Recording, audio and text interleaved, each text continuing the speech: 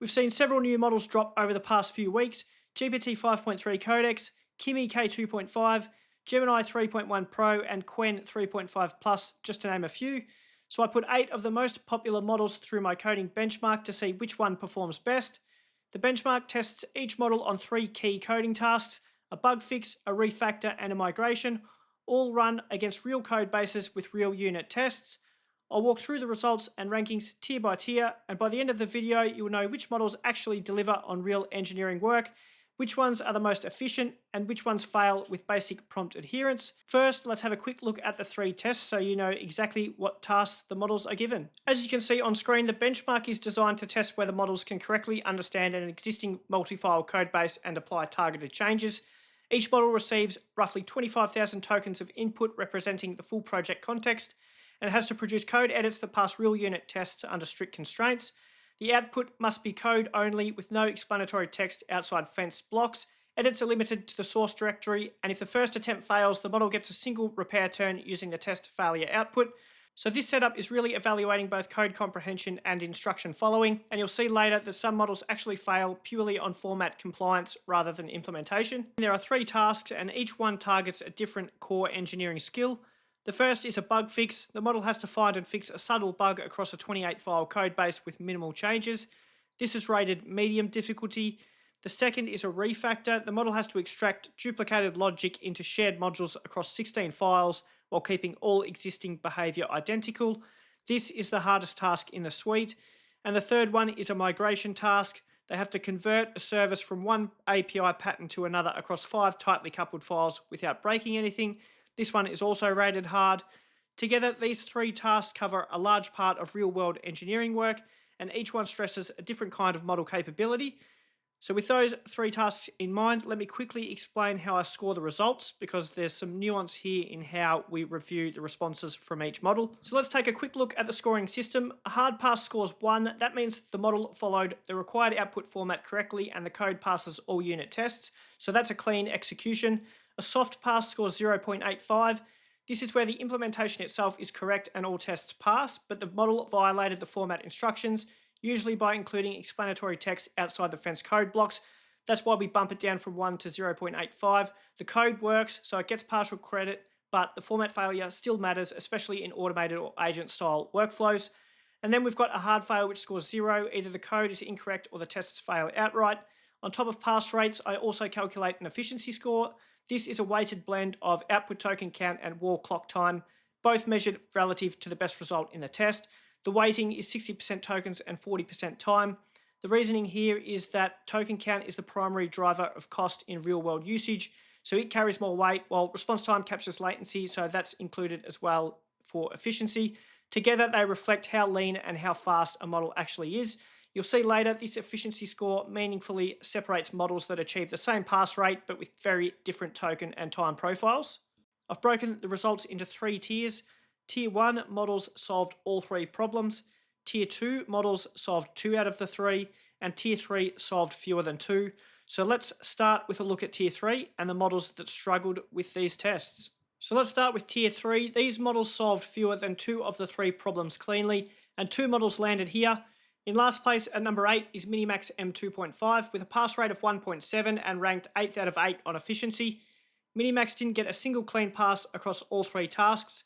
Every response had format violations, so explanatory text outside of the fence code blocks.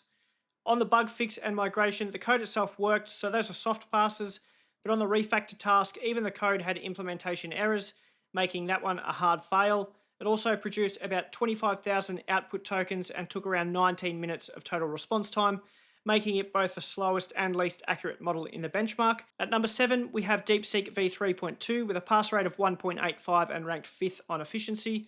So again, just on efficiency, that is looking at just output tokens and wall time in isolation. It ranks 5th with a score of 0.39 in comparison to the most efficient and quickest model. Obviously gets bumped down to number 7 overall due to the hard fail and the soft pass. It got 1 clean pass on the migration task, and as mentioned, a soft pass on the bug fix. The refactor was where it had a hard fail. On its first attempt on that one, it had a missing import, and on the repair turn, it fixed that but introduced a second bug. It missed a subtle edge case around empty string fallback behavior. The benchmark only allows one repair turn, so it couldn't recover after that. Both models struggled with format compliance, and the refactor task in particular exposed failures that went beyond formatting into actual code logic. So that's a look at Tier 3. Let's now move on to Tier 2.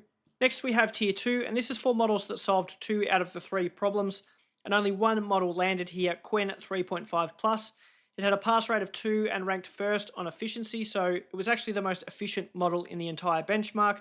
We can see there it was the fastest with 82 seconds of wall time, and the most efficient when it came to output tokens with 7,420. So in isolation, that's a really strong performance, and the number 6 ranking might seem harsh, but we've used the pass rate as the number 1 qualifier for the rankings. Because it did have a hard fail, that's what bumps it down to 6. But a really interesting result here for Qwen 3.5 Plus, and a model to watch moving forward given how quick and efficient it was. What's interesting is that Qwen hit the exact same edge case as DeepSeek, the serial fallback bug. When an asset serial field is an empty string, the code should fall back to the asset ID, but Qwen used the wrong operator to check for that. One that catches null and undefined but not empty strings, so the fallback never triggers. It got 9 out of 10 tests passing on the first attempt, saw the failure on the repair turn but still couldn't fix it, so it ended up with the same result, 9 out of 10 tests passing. So this one edge case actually tripped up 3 models in the benchmark, DeepSeek, Qwen, and Minimax. DeepSeek didn't get a chance to repair it given the repair budget. It is interesting that Qwen did have a chance to fix that but wasn't able to. The efficiency story though with Qwen is really compelling. If it had gotten that third task right, it would be competing for the top spot overall. So this is a model to watch as Alibaba continues developing this model line. Let's now move on to the Tier 1 results and see which model takes the crown. So here are the Tier 1 results. This is models that solved all 3 problems. We've got 5 models in this tier, and as you can see on screen, they are ranked 1 through 5. At number 1 is GPT-5.3 Codex with a perfect 3 pass rate and ranked 3rd on efficiency. So 3 clean passes, only about 8,400 output tokens used, and under 2 minutes total response time. So it's the best balance of accuracy and speed in the benchmark. At number 2 is Gemini 3.1 Pro, also with a 3 pass rate, and it's ranked 4th on efficiency. All 3 passes were clean, and it did it with only about 8,000 output tokens, actually slightly fewer than GPT 5.3.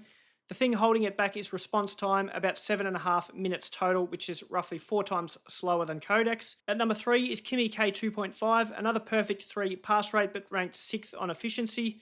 Clean sweep across all 3 tasks, but about 24,000 tokens and over 7 minutes response time. So similar response time to Gemini, but you can see the difference there in token efficiency, almost 3 times more tokens used by Kimi K2.5. At number 4 is GLM5 with a 3 pass rate and ranked 7th on efficiency. So 3 clean passes, but the most verbose model in a test at over 31,000 output tokens, and response time was over 9 minutes. So perfect accuracy, but there are trade-offs there, obviously, with the token efficiency and the response time. So something to consider there with GLM5. And at number 5 is Opus 4.6 with a pass rate of 2.85 and ranked 2nd on efficiency. Opus solved all 3 problems and the code was correct across the board, but it included explanatory text outside the code fences on the bug fix task. So it got a soft pass for that, which bumped it down to number 5. Efficiency-wise though, only about 9,000 tokens and response time was under 90 seconds.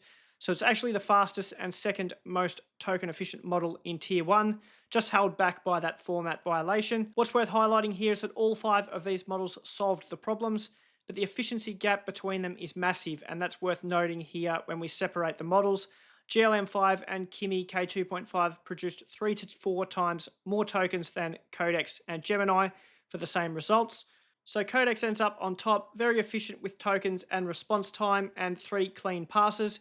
Gemini 3.1 Pro, not far behind, very similar token output, but a lot longer wall time. Opus 4.6, it was very similar to Codex in terms of output tokens and time, just got bumped down slightly for that format violation. Those 3 models are models that I've tested previously on this benchmark: GPT 5.2 Codex, Gemini 3 Pro, and Opus 4.5. So let's have a quick look at those 3 older models compared to these 3 newer ones to see how the models have improved with their latest updates. So looking at the newer models compared to their older counterpart, the standout here is the upgrade from GPT 5.2 to GPT 5.3. Both achieved a perfect 3 pass rate, but 5.3 did it with 28% fewer output tokens and it was 38% faster. So overall, a 39% improvement in overall efficiency. So that is a much better performance on this benchmark compared to GPT 5.2. Opus 4.5 to 4.6 is a different story. Both versions scored a 2.85 pass rate with a soft pass on the exact same test case, the bug fix, so they both still failed that format violation. Token counts are nearly identical, speed is nearly identical, and the efficiency actually dropped by about 2%.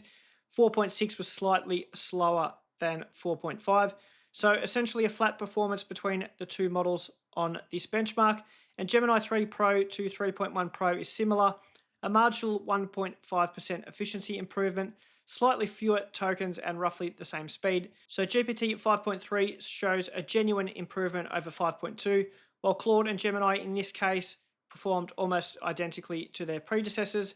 I'm working on a few advanced benchmarks and some different tests as well, so it will be interesting to run the models through that to see if we get some more varied responses from model to model in those tests.